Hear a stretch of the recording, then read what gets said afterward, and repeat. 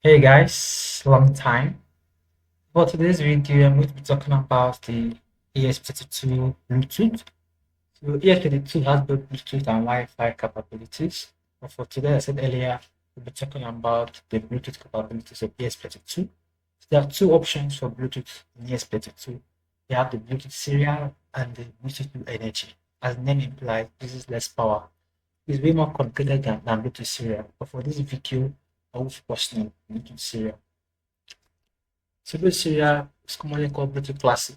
Basically the old Bluetooth, but there's not a new Bluetooth, which is the Bluetooth Low energy. So let's get right into it. We want to start with the code.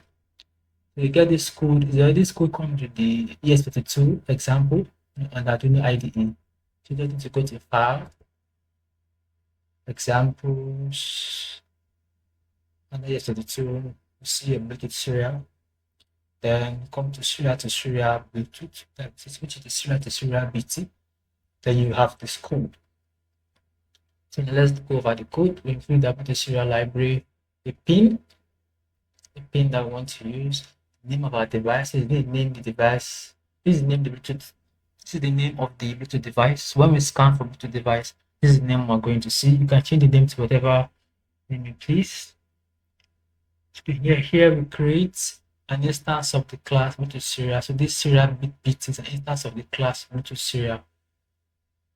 The invoice setup will begin the serial monitor at baud rate of 11,000, 11,15,200, and Bluetooth.bt begin with the device name. And see, by default, it is a slave. You can see there is master is false, meaning that it is a slave. By slave, it means another device has to connect to it. If we're a master, it connects to another device. So I then print the device with this name here, which is the device name, which was our ES32 Bluetooth slave. I started and now you compare to it. So this place we check if use pin is defined. So if I tell you to use the pin to use it, so you move to connect to it without the pin. Like now, if we go back to the beginning of the code, as you can see here, if I uncomment this, you're going to need a pin to connect to the ESP32, but it's commented out, so I'm going to leave it like that. So when connecting to the ESP, you won't need a pin to just connect straight up. But if you want that to happen, just remove the two slashes and boom. You require a pin which is 1, 2, 3, 4 to connect to the ESP. And let's move on. Now in the void loop, so two things happen. I just added this comment here. This comment is not part of the example. So what this if statement block does is that if anything is sent from the serial monitor, send with ESP32 via Bluetooth. So you first check if there's any message or anything on the serial monitor. So you check if serial is available. If there's something in the serial monitor, it writes that content of the, so you read the serial monitor here and write to the Bluetooth device. Now you see serial BT the right, so you write to the Bluetooth device. The reverse happens here, not the same, sorry.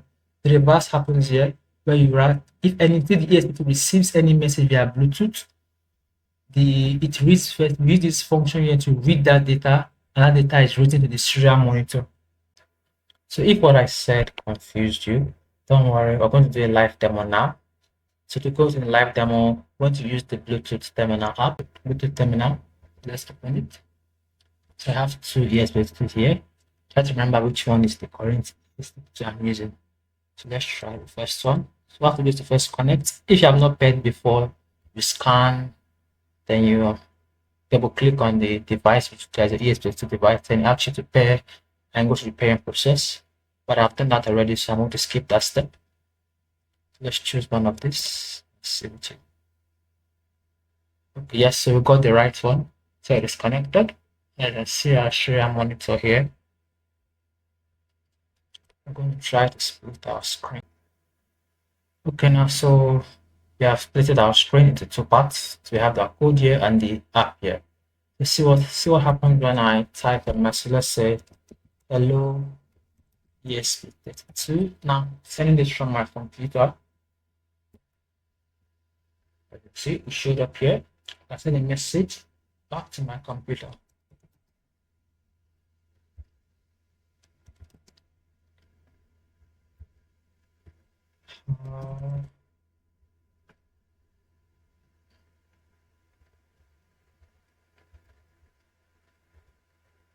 Let's say, how are you, PC?